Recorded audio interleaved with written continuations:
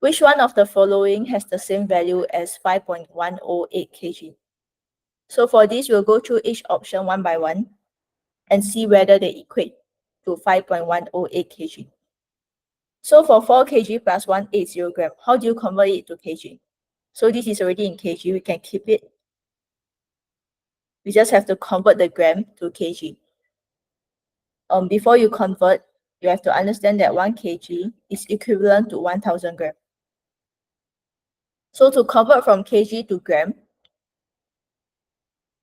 you times 1000.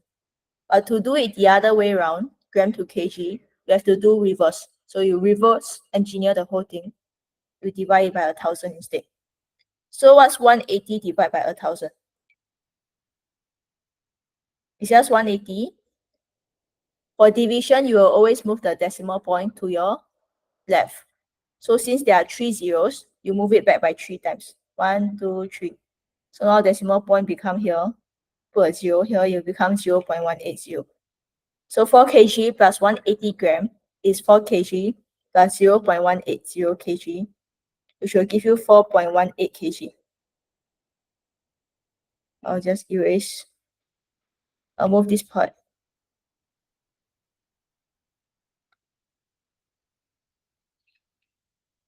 So is it what we want?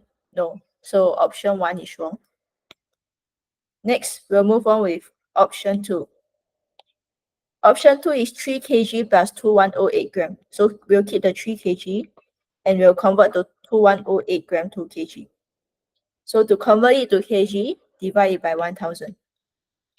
So you just have to move the decimal point back by 3 times as there are 3 zeros.